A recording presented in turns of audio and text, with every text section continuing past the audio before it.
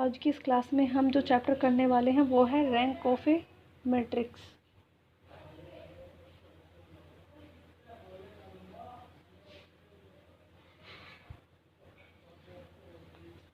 ठीक है, इसमें हम मैट्रिक्स की रैंक फाइंड करना सीखेंगे।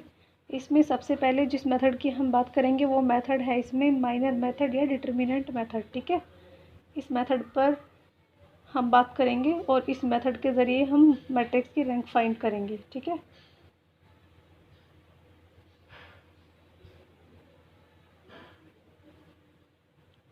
या डिटर्मिनेंट मेथड।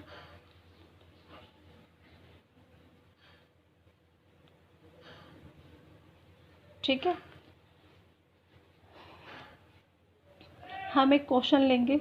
ठीक है, एग्जाम्पल लेते हैं। हम एक क्वेश्चन लिया हमने इसमें, let matrix A is equal to 2 0 2 1 3 4 -1 -2 -3।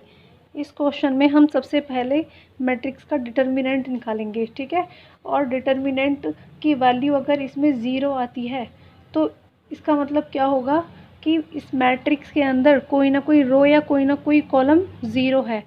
ठीक है, तो इससे हम मैट्रिक्स की फाइंड सही सही ज्ञात नहीं कर पाएंगे या फाइंड नहीं कर पाएंगे। फिर इसके लिए फिर हम इसी क्वेश्चन में माइनर मेथड लगाएंगे। फिर माइनर मेथड लगाते किस तरह से, या डिटर्मिनेंट किस तरह से निकालते हैं। डिटर्मिनेंट जो हमने एक चैप्टर किया था मैट्राइसेस, ठीक है, उसमें सीखा था कि डिटर्मिनेंट किस तरह से फाइंड करते हैं, या सिंगुलर मैट्रिक्स क्या होती है, नॉन सिंगुलर मैट्रिक्स क्या होती है, वो जो पता करते हैं वो डिटर्मिनेंट मेथड के ज़रिए ही पता करते हैं। ठीक है, तो इसमें सबसे पहले हम डिटर्मिनेंट निकालेंगे मैट्रिक्स ए का।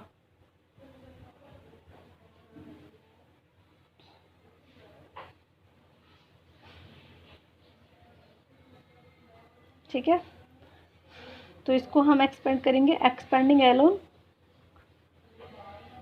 रो 1 यहाँ लिख देते हैं।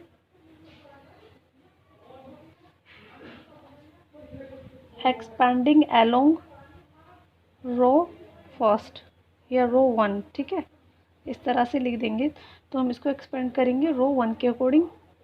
तो यहाँ पे होगा 2, इससे ये कैंसिल हो गए, यहाँ से मान लेते हैं ये 3 की 3 में करेंगे तो -9।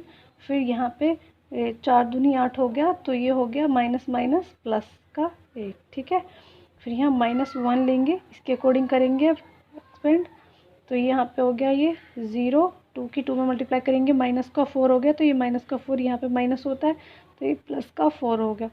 ठीक है, अब यहाँ पे क्या होगा, ये -1 आएगा यहाँ, क्योंकि प्लस माइनस माइनस। फिर इसके अकॉर्डिंग करेंगे तो ये हो गया 0, ये हो गया माइनस का 6।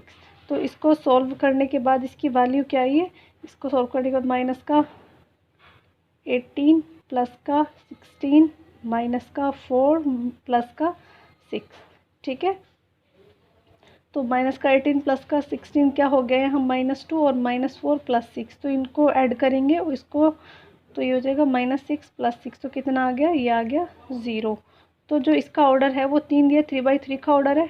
तो ये जो डिटर्मिनेंट ए निकल कर आया ये है हमारी सिंगुलर मैट्रिक्स। ठीक है, तो ये डिटर्मिनेंट ए जो 0 निकल कर आया है, इससे क्या पता चलता है, इससे ये पता चलता है जब किसी मैट्रिक्स की रैंक फाइंड करते हैं और डिटर्मिनेंट निकालते हैं, तो अगर डिटर्मिनेंट की वैल्यू 0 आती है तो इससे ये पता चलता है कि इस मैट्रिक्स के अंदर जो हमने डिटर्मिनेंट निकाला है, इस मैट्रिक्स के अंदर कोई ना कोई रो या कोई ना कोई कॉलम ऐसा है जो 0 एलिमेंट रखता है।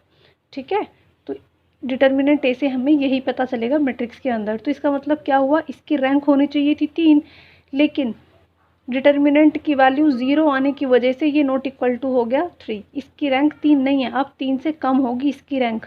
ठीक है, क्योंकि ये 3 ऑर्डर की है, 1 2 3। ठीक है, इस तरह से। तो अब इससे, अब हम इसमें लगाएंगे माइनर मेथड, क्योंकि हम इसकी रैंक फाइंड नहीं कर पाए हैं, सही से क्लियरली नहीं हो पाया है। तो अब इसमें हम क्या करेंगे, taking a order to minor. ठीक है, M11 ले लेते हैं, ये फर्स्ट वाला माइनर लेंगे। ठीक है, तो क्या क्या आएगा यहाँ पे, 3 4 -2 -3, इसको ले लें। ठीक है, तो यहाँ पे इसकी वैल्यू क्या आई है, माइनर कोई भी लेंगे, इस तरह का माइनर लेंगे कि अब उस माइनर की वैल्यू ज़ीरो नहीं बननी चाहिए। अगर उस माइनर की वैल्यू ज़ीरो बन रही है तो तब भी हम इसकी रैंक फाइंड नहीं कर पाएंगे। इसीलिए अब इसमें कोई भी इस तरह का एलिमेंट देखिए जिसको हम माइनर लें तो उसमें वो नॉन ज़ीरो हो। तो हम इन दो को भी ले सकते हैं, इसको भी ले सकते हैं, इन दो को भी ले सकते हैं, क्योंकि ये ज़ीरो नहीं हो रहे, इसीलिए हम इसकी रैंक फाइंड इजीली कर लेंगे। तो इसको देखिए 3 3 जो 9, माइनस का 9 और ये क्या हो गया, प्लस का 8 हो गया। तो ये कितना आ गया, -1। तो ये -1 क्या, माइनर जो है ये नॉट इक्वल टू ज़ीरो क्या है। इससे ये हमें पता चलता है कि इसकी रैंक 3 तो थी नहीं, क्योंकि इसमें कोई ना कोई रो या कोई ना कोई कॉलम ऐसा था कि जो ज़ीरो एलिमेंट रखता है। ठीक है, तो इसकी रैंक 3 तो नहीं थी, तो इसका मतलब इसकी रैंक क्या होगी, कोई, क्योंकि जो हमारे पास माइनर निकल कर आया है वो नॉन ज़ीरो है।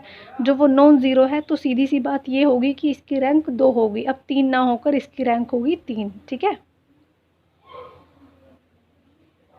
रैंक ऑफ ए या रैंक ऑफ ए जो है मैट्रिक्स है, तो इसकी रैंक क्या होगी, 2 होगी। और हम रैंक को डिनोट जो करते हैं, मैट्रिक्स की अगर रैंक निकालते हैं तो उसको जो डिनोट करते हैं, सिंपली उसको डिनोट करते हैं हम इस तरह से। ठीक है, तो ये हमारे पास जो निकल कर आया है ये आया है। ठीक है, ये होता है डिटर्मिनेंट मेथड या माइनर मेथड। सबसे पहले हम मैट्रिक्स का डिटर्मिनेंट निकालेंगे। डिटर्मिनेंट की वैल्यू अगर आती है नॉट इक्वल टू ज़ीरो, ठीक है, अगर वो नॉट इक्वल टू ज़ीरो आती है तो इसका मतलब क्या हुआ, इस जो इसका ऑर्डर दिया होगा वही इस मैट्रिक्स की रैंक होगी। ठीक है, तो इस पे हम एक क्वेश्चन पर बात कर लेते हैं। इस टाइप का कोई क्वेश्चन लेंगे, इस पर बात करेंगे।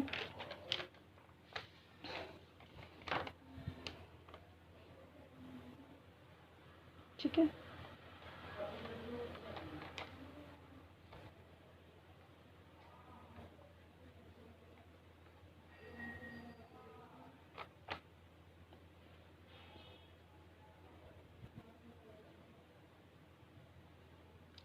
कोई भी ऐसा क्वेश्चन ले लेते हैं जो नॉट इक्वल टू ज़ीरो होगा, जो उसका डिटर्मिनेंट नॉन सिंगुलर होगा। ठीक है, नॉन सिंगुलर तब होता है जब डिटर्मिनेंट ए की value not equal to zero हो, तो वो होती है नॉन सिंगुलर मैट्रिक्स। ठीक है, तो इसका अब हम डिटर्मिनेंट निकालेंगे। डिटर्मिनेंट निकालने के लिए हम पहले मैट्रिक्स को इस तरह लिख देंगे।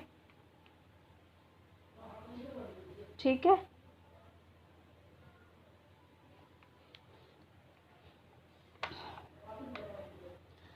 इसको भी हम एक्सपेंड करेंगे रो फर्स्ट के अकॉर्डिंग।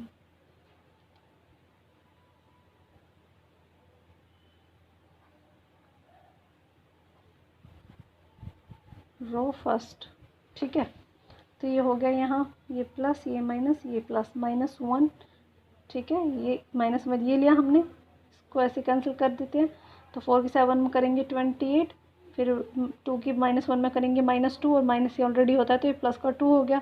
ये माइनस का माइनस माइनस प्लस का 2 लेंगे यहाँ, इससे ये कैंसिल, तो ये हो गया माइनस का 14, और ये हो गया minus minus plus, minus already होता है तो ये हो गया इस तरह से। फिर यहाँ पे लेंगे हम प्लस का 3, फिर यहाँ इस तरह से माइनस का 4, और इसकी से मल्टीप्लाई करेंगे माइनस माइनस प्लस का 4। ठीक है, तो ये इसकी वैल्यू क्या आती है, माइनस का 28 -2 माइनस का 28। ठीक है, और माइनस का 2 माइनस का 12 प्लस का 12, इससे ये कैंसिल। ठीक है, तो ये कितना आ गया, ये माइनस का 28 -2 कितना हो गया, माइनस का 30, और ये भी हो गया कितना, माइनस का 30, तो ये हो गया माइनस का 60। इसका मतलब क्या हुआ, जो डिटर्मिनेंट ए की वैल्यू है वो नॉट इक्वल टू ज़ीरो है, तो ये है नॉन सिंगुलर मैट्रिक्स। इसका मीन्स क्या हुआ कि इसमें कोई भी रो या कोई भी कॉलम ज़ीरो एलिमेंट नहीं रखता, इसीलिए इस मैट्रिक्स की रैंक क्या होगी, 3 होगी इस मैट्रिक्स की रैंक। ठीक है, क्योंकि इसका ऑर्डर है 3, तो इस मैट्रिक्स की रैंक होगी कितना, 3। ठीक है, इस तरह से फाइंड करते हैं डिटर्मिनेंट मेथड से, माइनर मेथड से रैंक। ठीक है, तो इसमें 2 मेथड की और बात करेंगे हम, वो नेक्स्ट टॉपिक में बात करेंगे, जो नेक्स्ट क्लास होगी उसमें जो एशेलन फॉर्म की बात करेंगे, और हम नॉर्मल फॉर्म से किस तरह से रैंक फाइंड करते हैं उसके बारे में बात करेंगे। हम एक थोड़ा सा इस पर बात कर लेते हैं, जो एशेलन फॉर्म होती है। एशेलियन फॉर्म जो होती है उसमें रैंक फाइंड करने के लिए ओनली रो ऑपरेशन का यूज़ करते हैं, ठीक है। और जो नॉर्मल फॉर्म होती है उसमें रैंक को फाइंड करने के लिए हम रो ऑपरेशन भी लगा सकते हैं और कॉलम ऑपरेशन भी। मतलब ये इट मीन्स दैट कि जो हम नॉर्मल फॉर्म से मैट्रिक्स की रैंक निकालेंगे उसमें हम दोनों ऑपरेशंस का यूज़ कर सकते हैं, row operation and column operation. लेकिन ऐसा एशेलियन फॉर्म जो होती है उसमें ओनली रो ऑपरेशन का यूज़ करते हैं, ठीक है। एक बात और, अगर एग्ज़ाम में जो क्वेश्चन आता है तो वो जो अगर हमसे नॉर्मल फॉर्म से क्वेश्चन कराएगा तो वो लिखा हुआ आता है, लेकिन एशेलियन फॉर्म से या फिर डिटर्मिनेंट मेथड से या माइनर मेथड से किसी क्वेश्चंस को सॉल्व करना है तो वो लिखा हुआ नहीं आता है। ओनली लिखा हुआ जो आता है वो नॉर्मल फॉर्म से क्वेश्चन को सॉल्व करने के लिए लिखा आता है, ठीक है। इन दोनों टॉपिक पर हम नेक्स्ट क्लास में बात करेंगे। आज के लिए बस इतना ही। Thanks for watching.